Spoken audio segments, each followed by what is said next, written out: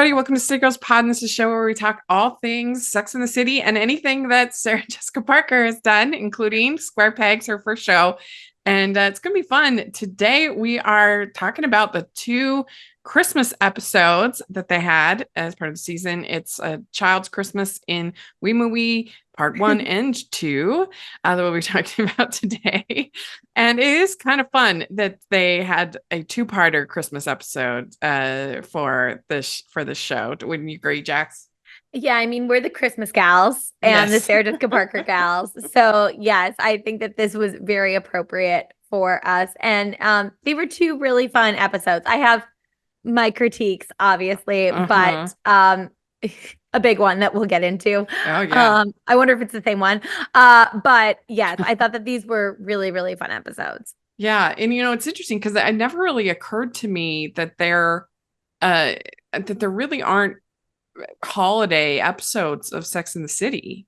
The show kind of skipped Christmas, which is interesting. And it's not until we were talking about the first movie that we really brought up the fact that they don't really do much Christmas on that show. So it's interesting. I find it so interesting, right? Yeah. Because I think there could be so many interesting things with like Christmas Thanksgiving, in New York. Christmas in New York, like having Charlotte really leaning into Hanukkah. Like, I think there could be so many interesting holiday things, and it's kind of baffling that they haven't really done that. Yeah, I mean, that's really the only arc that they really had was Charlotte having to give up Christmas or feeling like she had to give up Christmas. That was about it. There wasn't much else.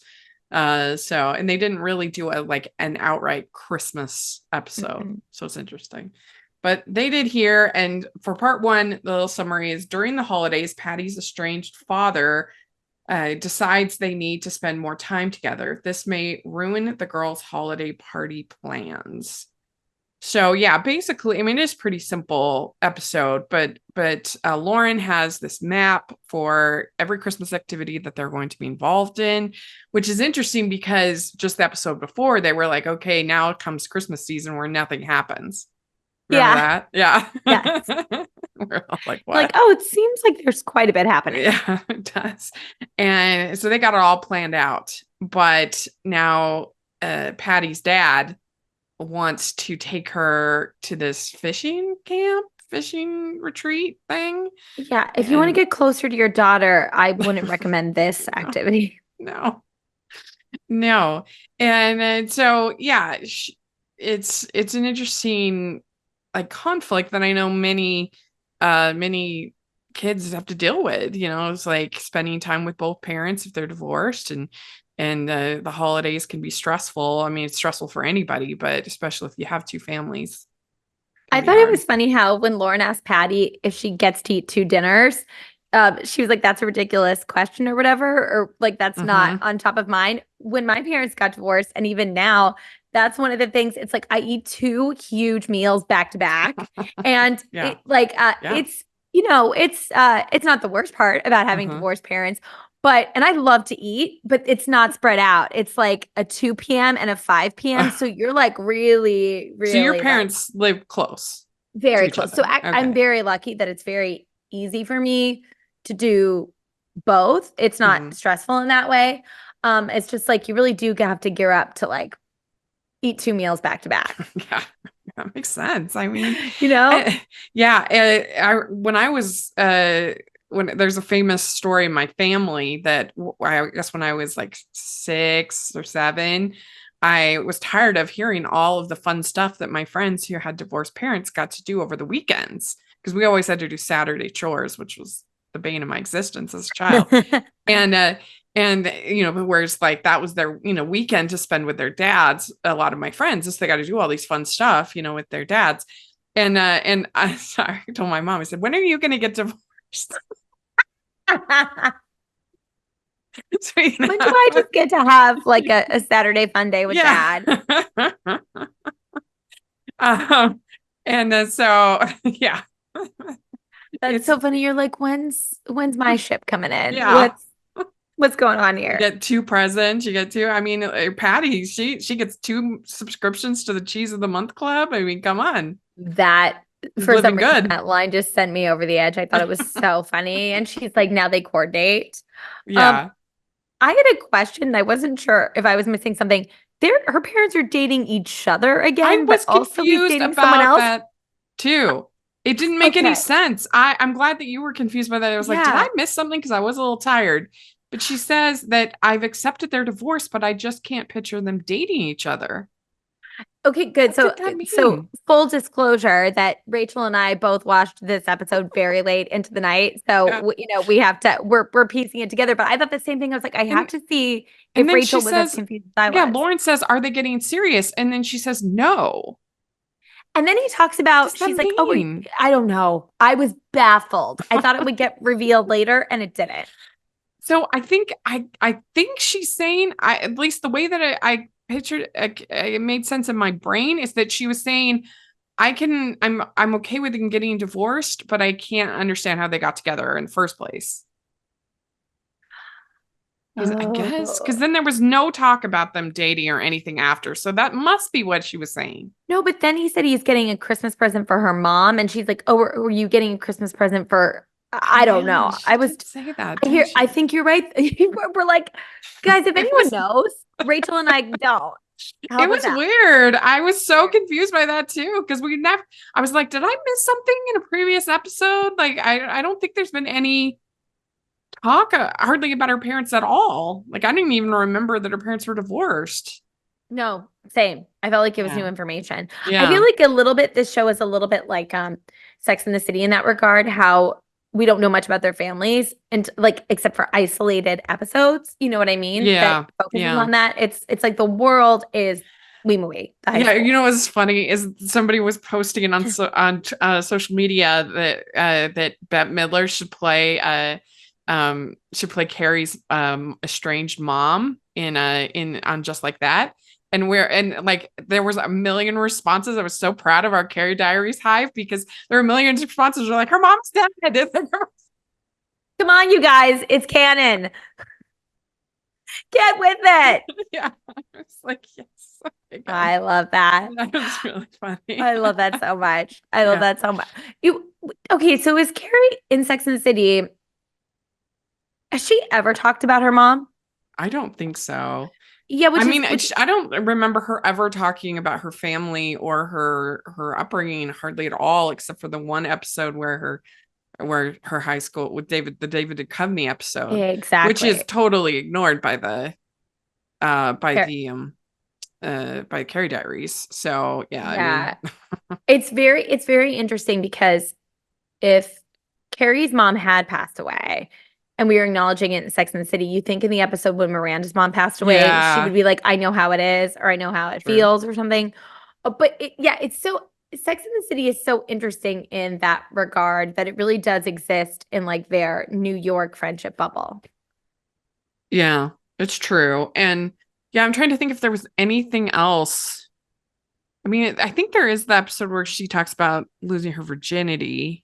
Mm-hmm. Mm-hmm. But that also didn't gel with Carrie Diary. So No, it didn't. so it'd be fine if they want to have Bette Midler be your mom, I mean, come just on, like but that.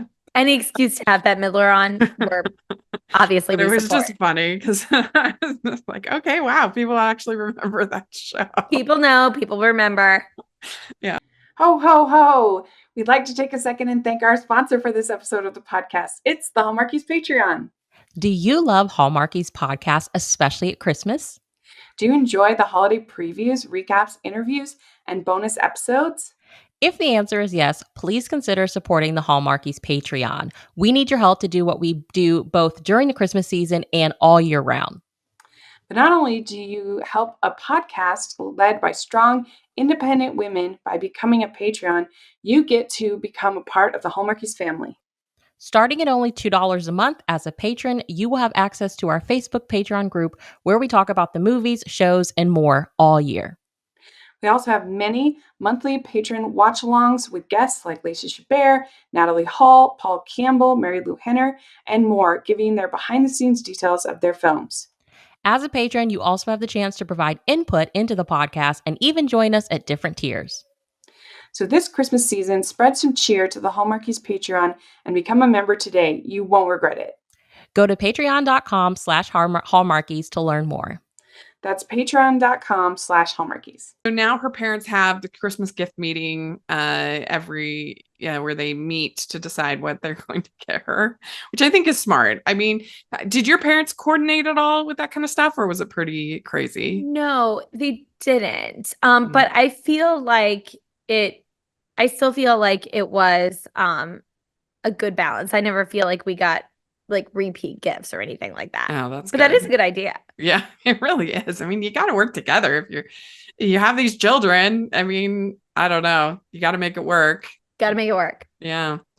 I don't understand the animosity or the resistance on the part of her parents of contacts. Like, are they just afraid that she can't take care of them because they do require some maintenance, some, as opposed to glasses, you just take on and off. Or that's the only reason I can think there'd be any objections. It's not like they're like, I don't know, there's some kind of moral, question about them or. Totally. The only thing I can think of is I do remember being like younger and people being like, oh, contacts are just too much, or like, I just remember thinking that, yeah, the glasses are easier kind of thing. But yeah, they are sort of making it seem like it's some moral, like you're not old enough yet thing. Yeah. I don't know.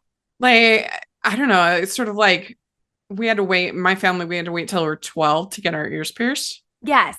And I don't know why my mom picked 12. I have no idea, what the thinking behind that was. But it's like they're doing that. But I don't know. There's just contacts. It's just like having a retainer. I know. I just don't understand like why.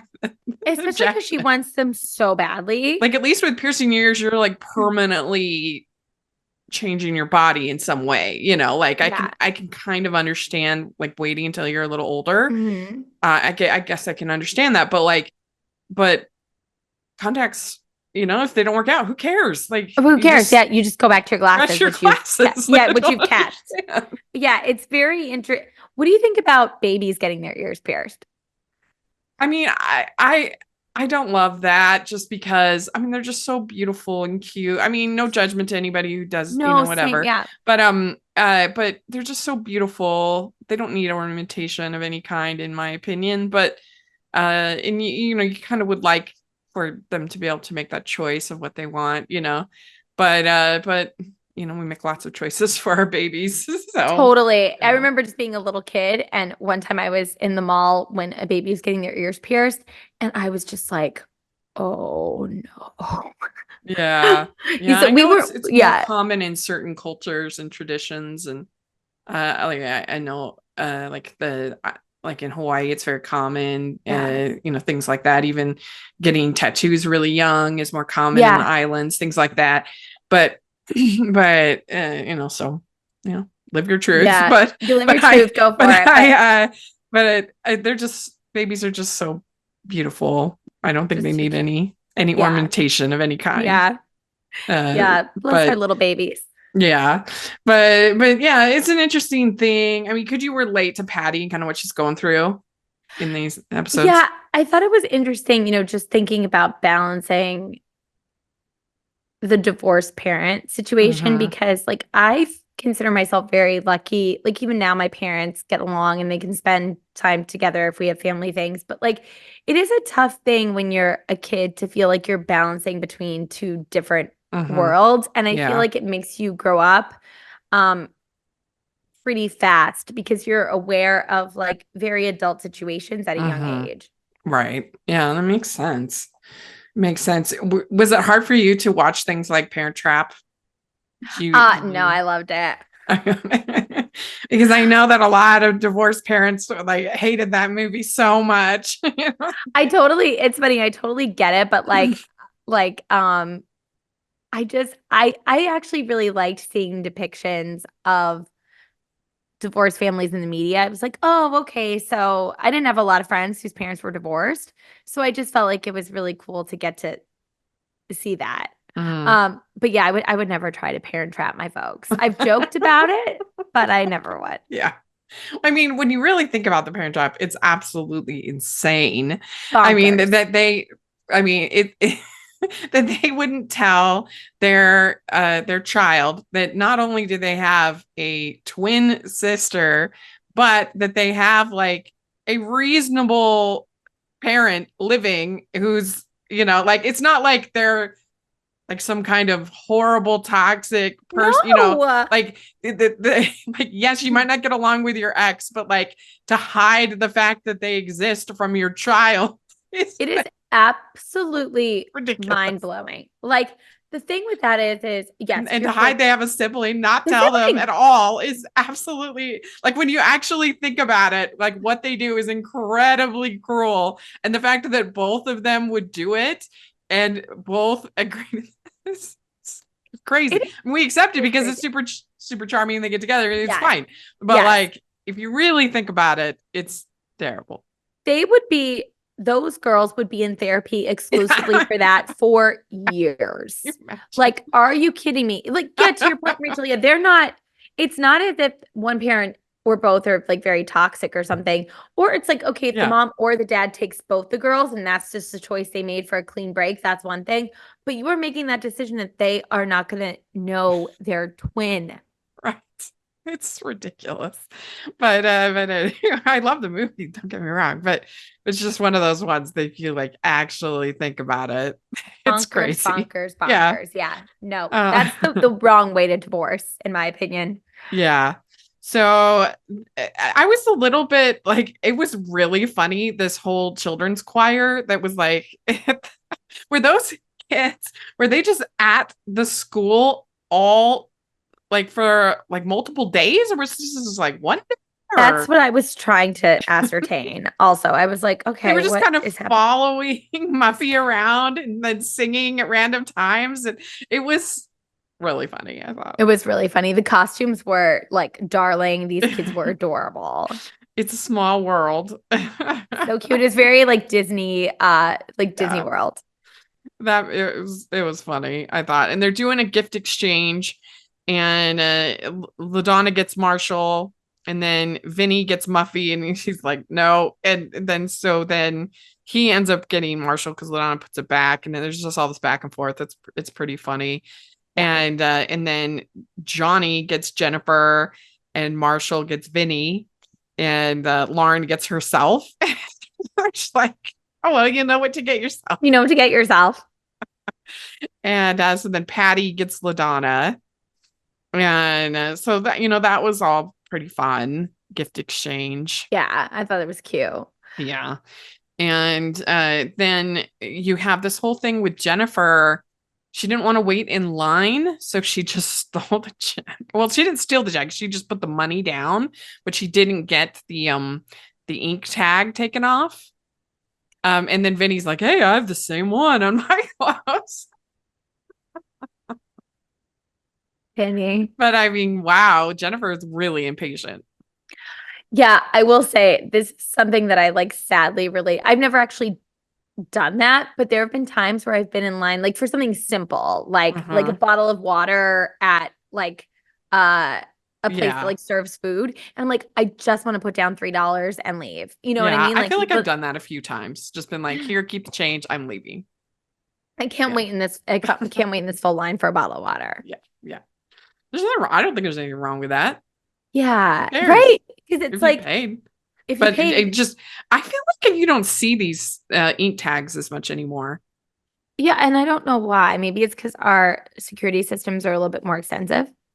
I don't know. I mean, I rarely shop in department stores anymore. Hardly ever. If I do, it's maybe to get shoes.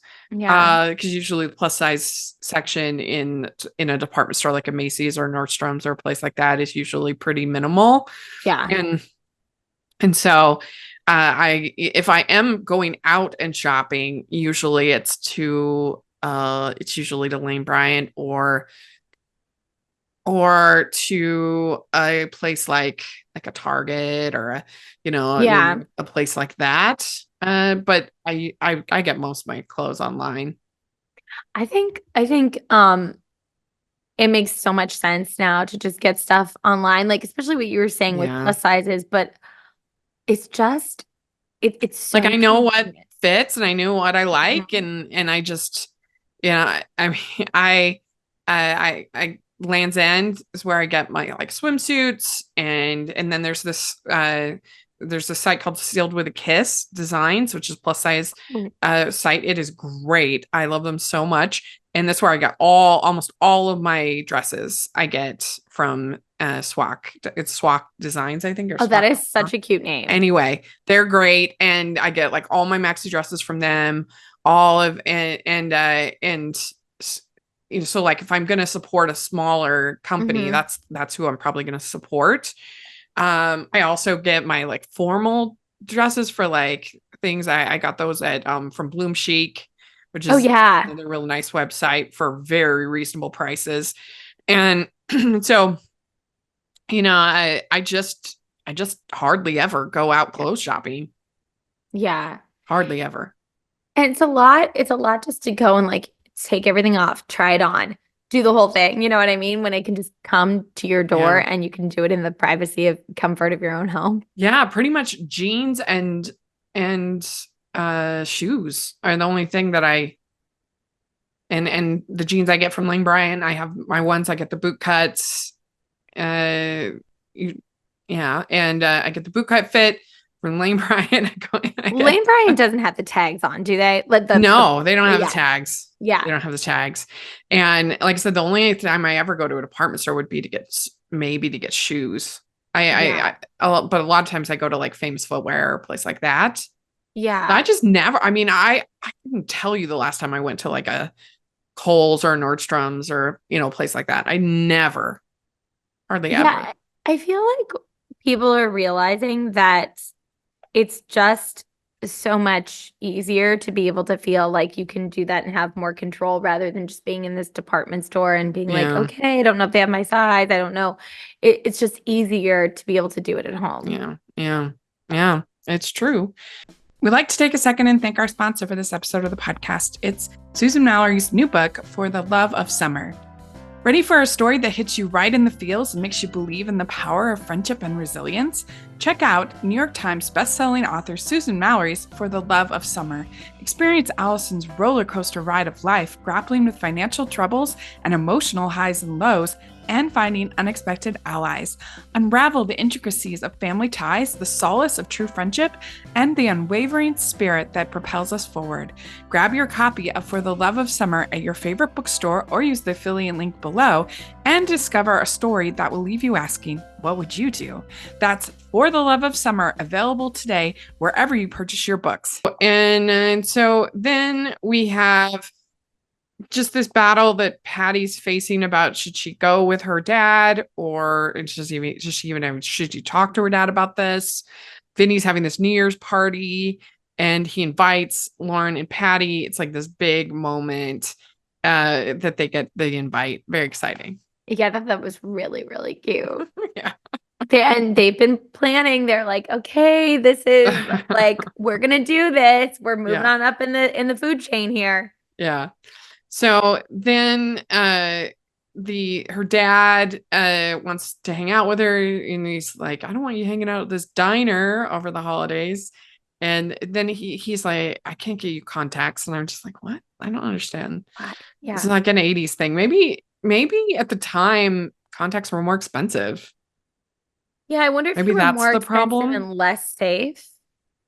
Yeah, maybe there's just something different in like 1982 about contacts. Well, I wonder. You get like, because now they're like so cheap. I mean, it's totally and disposables. But I wonder at the time they didn't have the disposables and they only had the hard ones. And that was the whole thing. Like, there must be something. Also, it's more in the next set of episodes, but she's like blind. Like this isn't like normal, farsighted, nearsighted. No, girl cannot see. Like she's blind. Yeah. She's a good candidate for LASIK, like years down the line. Okay. And then you have Mr. Spadekek, who's planning the pageant, the Christmas pageant. Fun to see him again. Yeah, that was fun. And it was interesting because Lauren she's wearing the Santa outfit, and they're like, little Patty might help, which is ironic because they have her in a fat suit for the Yeah, show. this I felt like that was maybe a little meta. yes. Yeah. There was a lot in these two episodes that a lot of fat phobia that I did not like. I thought it was like even the stuff that LaDonna said to her too about like, oh, the fat girl's friend, I was like, yeah, this is just so weird. upsetting. Well, and I felt, and I don't know if it was just because now I know, and so I'm watching for it a little bit more, or if it's just that it was more obvious. I felt like in these that, especially in the next set when she breaks her leg, I was like, I can feel it. It looks a little. You can tell she's wearing padding. It's weird.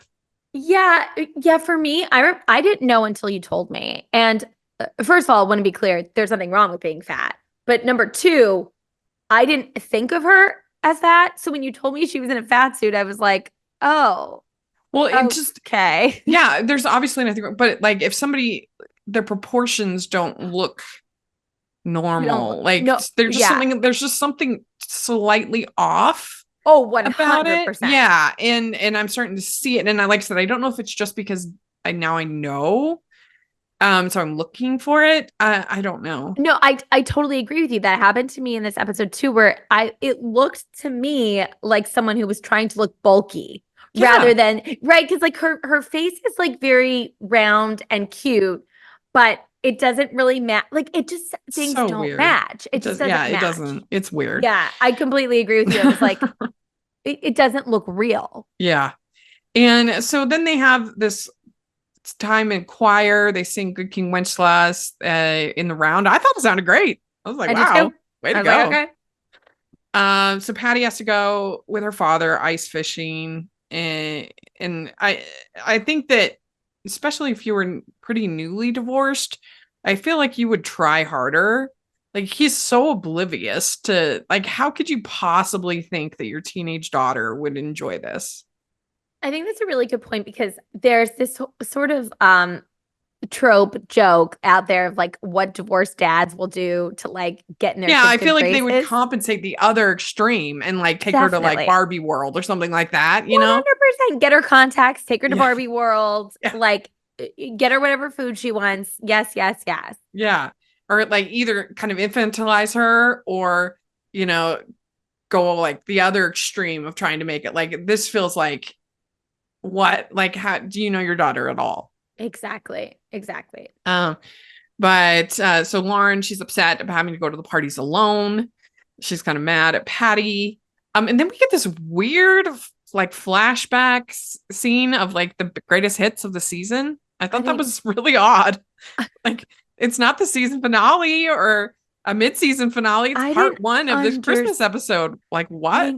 I didn't get it. I thought that was going to be revealed later too. It was odd. That like when the flashback of the football and stuff and all the other things. I was like, what is happening? I was like, I guess they were short on this episode clearly, and they didn't have enough, so they were like, but we're doing a 2-parter, so we got to put some stuff in there. Yeah, it was bizarre. And then he says, I forget who says this, but he says, only thing worse than being miserable is being miserable alone. And I don't know if I agree. I mean, being lonely is hard. And I think that sometimes I get tired of always having to like play the independent card of like, it doesn't bother me. It's not hard. Mm-hmm. But also I think that it could be being miserable with another person could be more miserable than being alone. 100%. I totally agree with that. I totally agree with that. Yeah. Like, yeah, I think that's, I think it's interesting too that like, it like compounds the misery. Yes. The fact that 100%. I'm with this other person and I'm supposed to be happy and I'm miserable. Yeah. Exactly. Yeah. Yeah. So, but that's the end of part one. And then part two,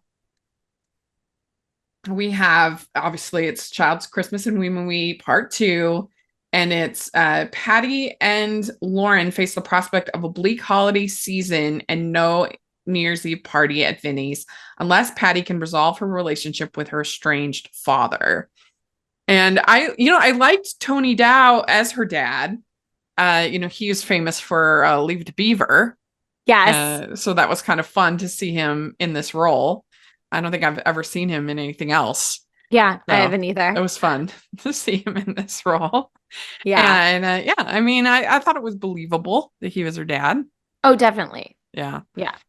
And I did like at the very beginning when they're talking about the Marshall was saying for the pageant, they were casting the pageant, and Mr. Spigot says, well, Joel Grey, he started small, right? I love the references in this show. Yeah, because I mean, Cabaret wouldn't have been that long ago. I think Cabaret was 78. Yeah. So it would have, just happened and been part of the vernacular. And of course, Joel Grey, like, won an Oscar, Tony, everything for the icon MC legend. Cabaret. So good. Yeah, I mean, he's a legend, of course. And I could see Marshall being the MC in Cabaret. I could see him playing that role. I could 100%. Yeah. And I think, has that actor since passed away? I think I read that. Maybe he hasn't, but no, I think, well, actually, I'm not sure. The actor who played Johnny he had died of AIDS, which is that's so right. sad. It was Johnny. Yeah. Yeah. I think he's still actor played Marshall still with us. But yeah, he would make a good MC. He would be fantastic. Please make that happen. Yeah. Do you think you're gonna get to see the new iteration? I'm very curious about it, and I really should see it because I saw years ago, very when mixed reviews. I have two. Yeah. Which makes and I think it's totally lame and ridiculous that now they've decided to rebrand it as the Cabaret at the Kit Kat Club. Oh, I know. Giving it a new name. I'm like, yes, stupid. Yes. I'm like, what are we doing here? Yeah. What are we doing here? I mean, I saw Cabaret for the first time, both movie and stage last year. And it was amazing. I loved it. It was an incredible production at the University of Utah, and it was a black box, and they had two sets of kind of stadium type chairs, bleacher types chairs, and then the actors would come in and out like the club, and they would be all talking to us, and I love that. It was a blast. It was so fun. I think that sort of immersive, making you as part of the club is so fun. It was great. It was great. I think that Cabaret is perfect for a black box. 100%. Perfect yes. show for a black box, because it just fits the whole appeal and aesthetic of the whole thing of it being the club. Yeah, I really would like to see it in a more intimate space than I've seen it in. I think that would be very, very cool. It was so cool. It was so cool. So anyway, we got the casting of the pageant. Marshall has the reindeer on. I don't know what's going on with this pageant, but they've got all different characters going on, Christmas characters, and he's got the antlers on. Marshall has the antlers on, and it's like, you killed a reindeer, you killed Bambi's mother. That made me laugh. That was funny. It was funny. And then they're all stringing popcorn for decorating the tree, the class Christmas tree.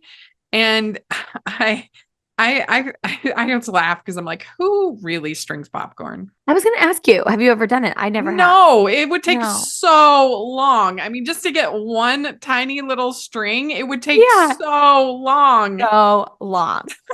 Yeah. It's one of those things you see all the time. And I'm like, who actually does that? With what are we doing here? Yeah. What are we doing here? It would take so long.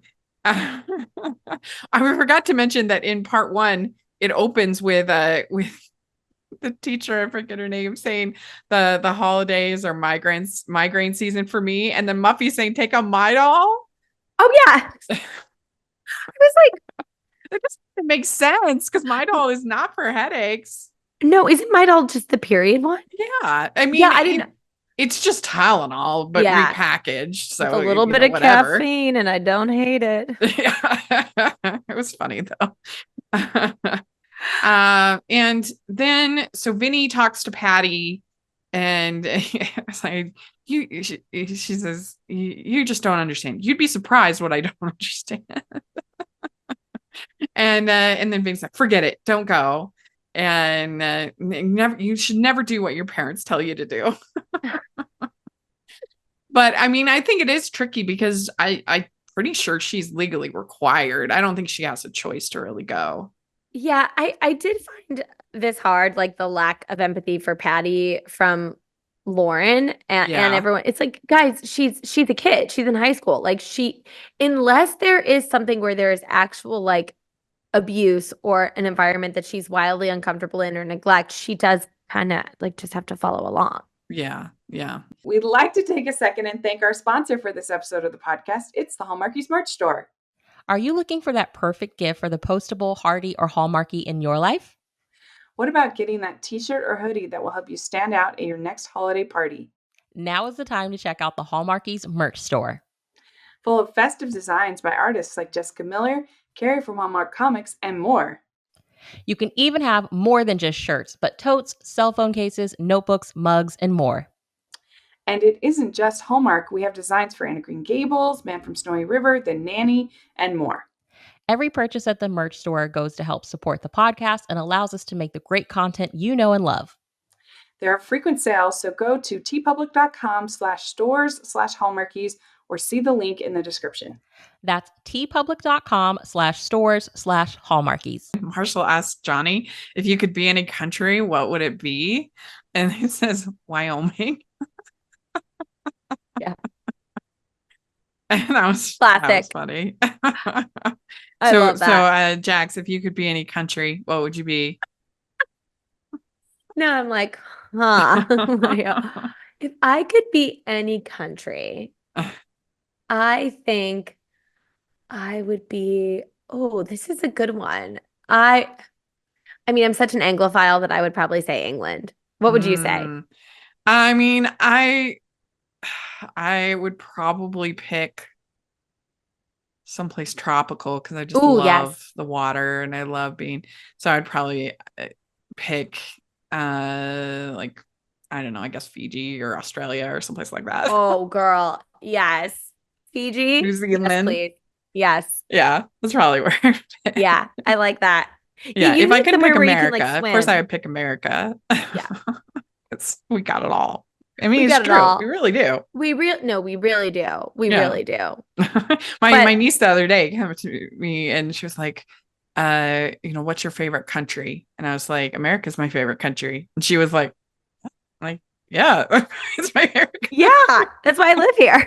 Yeah, like whenever I've been anywhere else, and I'm not like the most seasoned world traveler or anything, but I'm always just like, I can't wait to get back to the United States of America. It's so interesting because I love experiencing other places for a short amount of time. Yeah. And I feel that way too, even about other states and cities. But I'm like, I like living in New York. I like living, I'm a creature of like comfort. Mm-hmm. Yeah. And I was just like, I want to get back to America where they have like sensible dining times at restaurants, and they have water fountains free at every. Oh, I know. And toilet paper. And sensible public restrooms. Yes. The only thing I will say, and I have not been there, so I haven't experienced it. I do like the idea of like culturally the siesta and taking a nap midday. I like it in theory better than in practice. I do not like the fact that at like 4 o'clock there's nowhere to eat in Europe. Oh yeah, 100%. Like, no, I don't. What? I just you have have to take a wait nap until like 7 or 8 to eat dinner. No, like I want to be able to like no. eat. You know what's funny about that? I don't mind eating late but I sometimes have a very late lunch. So either way, I'm upset that they're closed at that time. You know what I mean? So you and I are not gonna be enjoying that. I want food available at all times. Well, and the other thing too drives me crazy when I like the fact that when you go into an American restaurant, there's a hostess there. They're going to take you to your table. They're going to see you, all that stuff. When you go into, at least in my experience in Europe, you just like stand there. Nobody helps you. You're like, what? Why is no like, where do I go? Like, and they are, at least in my experience, they are way less accommodating to solo diners in Europe than they are in the United States. Like it is like the way that I've been treated, like, you're dining alone, like what? And like it's like they're sort of waiting for more people to come and join you or something. Like just nobody helps you, and I have to like hunt down, where's the hostess? Like where can I like it's and that's if there's any if there's anything open at all for like most of the day. So yeah, I'm not as big a fan of the siesta as most people are. I'm just like, what? You cannot have your entire country be like closed for hours. Like, and like, we need our food. When you finally get seated, I'm convinced this is why I did not really like the food in Spain. Is because because I was by myself for quite a bit of the trip, or maybe it was just my sister who was with me. Yeah. And you go to sit down, you finally get seated, and they don't have hardly any water. Like you get this like tiny little cup of water, and if you want to fill, then you have to pay for it, or they're like very annoyed. And I'm like, I'm sorry, if I want water, and I want ice water too, which is another thing that's not given. Dining. But then in Spain, so many of the things required 4 or more to order. So you couldn't get like paella because you had to have 4 people.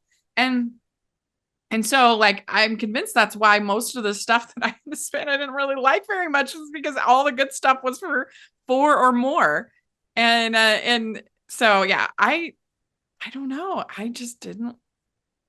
I mean, I love any opportunity I've had to go other places. Don't get me wrong, but I'm always so glad to be back in America. You know, that's very true about the solo dining.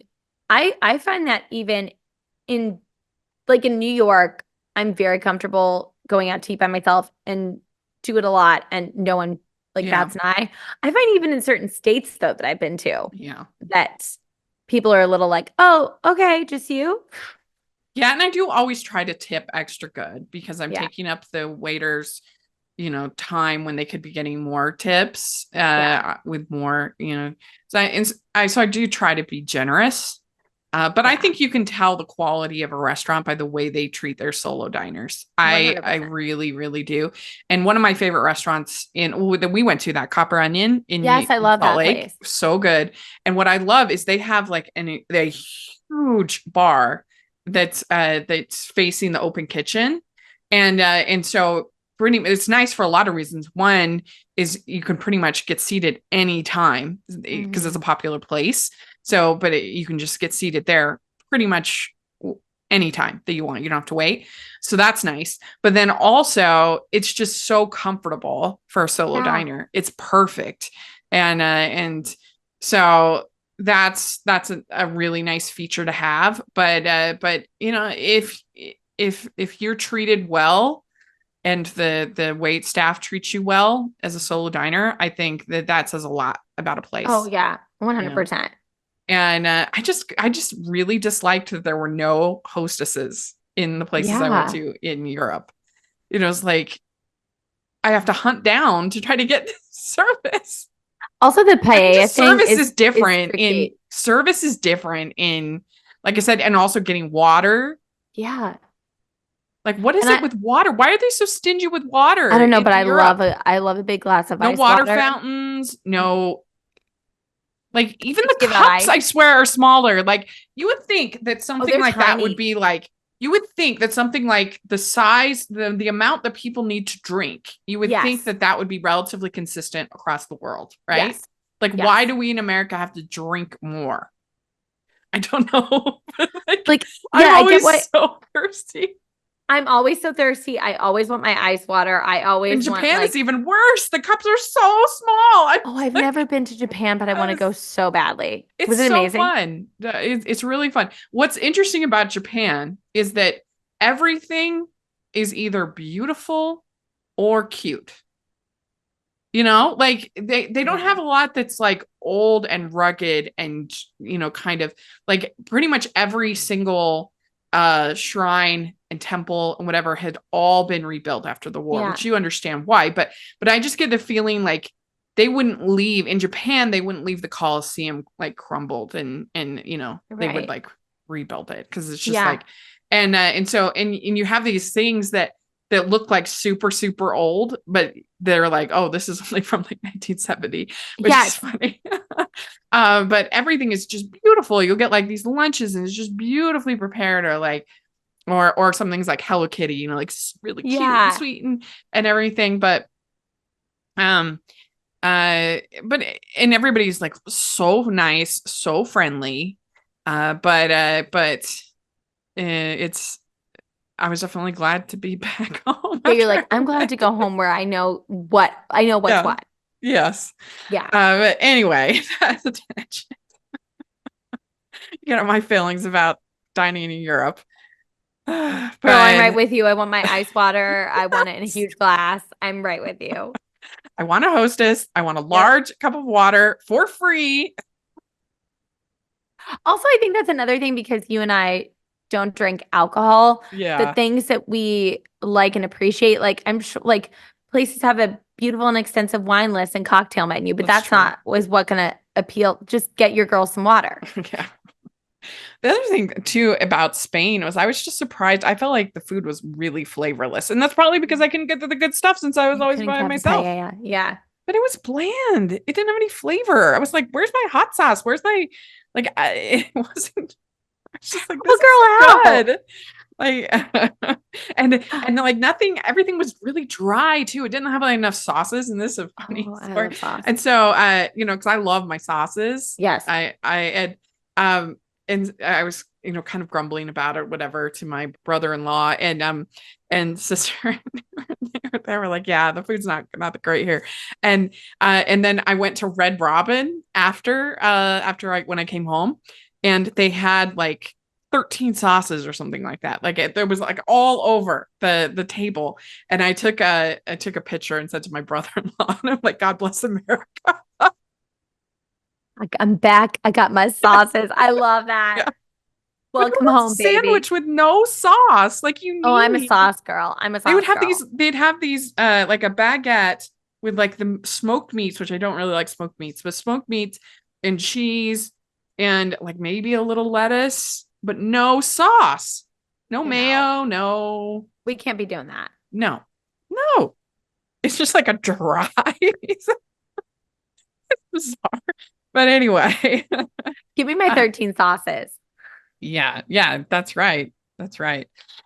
So then we have I thought it was a cute scene with Jennifer inviting Johnny to the New Year's party. I did too. That was a nice little moment. Very sweet. Yeah. And you also have Patty to Muffy. Didn't anyone tell you to be nice to people with sharp pointed objects? Yeah, that line cracked me up too. I mean, I do think that I'm feeling like Muffy is one of the real standouts of this show. Yeah, there's just something about her character. It's so over the top and I love it. Yeah, and she's just so funny. And I think I get the feeling that the writers kind of realized that. It's sort of like that they began to understand that Sheldon Cooper was the key character of the show, and so then they would write really into him in going forward. And you kind of get this feeling that I think she would become even more of a character if they had a season 2. Definitely. I think that we would have seen a lot more things with her if they had continued. Yeah. And then you have Lauren, she's again more of this like fat shaming kind of thing that I always eat when I'm depressed, and her and the teacher eat the gingerbread house, which nobody eats gingerbread houses. They're gross. They're dry, and the frosting. Okay. Let me say this. When I was a babysitter, Sometimes I would just like lick it. Huh? You would eat it? Well, okay. We would build it. And then like later on in that day, sometimes I would just pick things off of it. It's really funny to me. I'm a trash person, Rachel. I'm not saying it's normal. I'm not saying it's good. I wouldn't be able to eat the whole thing because it would be so hard and dry, but I would pick like things off of it. Oh, you would pick things off? That's funny. Yeah. I love that. That's hilarious. So they exchange gifts and they give makeup and a mini skirt to each other. So there you go. Cute. And she can't get contact lenses because she has growing eyes. It makes no sense. No. It makes no sense. Maybe it's like in the 80s how we didn't realize smoking was bad for you. It's like we thought smoking was okay, but contacts were bad. Yeah. We just didn't have enough information. These like really soft ones came out in the 90s. First daily disposable soft contacts were released in 1996. So that must be it. They must have been like really expensive. Yeah, and they were those hard, like maybe it felt more like dangerous or something. Yeah, it must have been something like that. I don't know. But yeah, growing eyes is what her dad says. So she finally gets upset with her dad. And she says, I wish we got to know each other for the way we are now. And yeah. I liked that. And then they had this random scene with her. It was like a fantasy sequence with her eating the shoe. That was so weird. It's like, okay. They're like, because it's not a show that has like a lot of flashbacks. It was a little bit like, was someone high or drunk when they were doing this? Because it's not bad. It's just like, all right. They just don't have a ton of fantasy sequences in this show. So it's very so then Lauren is Santa and Vinny is giving all the gifts. And then Patty shows up. So she's obviously able. And she says, I told him the truth. Yeah. So, and they sing Deck the Halls. And then Johnny gets the dog food for his turtle.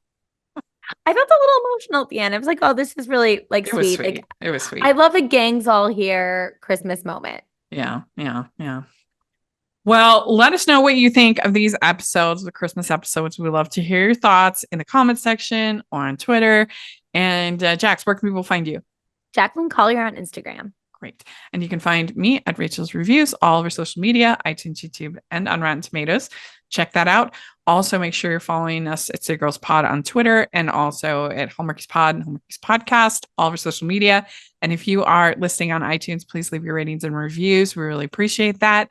And if you are watching on YouTube, please give the video a thumbs up and subscribe to the channel, especially if you like these recaps. We're trying something different with these. We'd love to get that support. So please do. And then we have the merch store, the patron group. Check that out.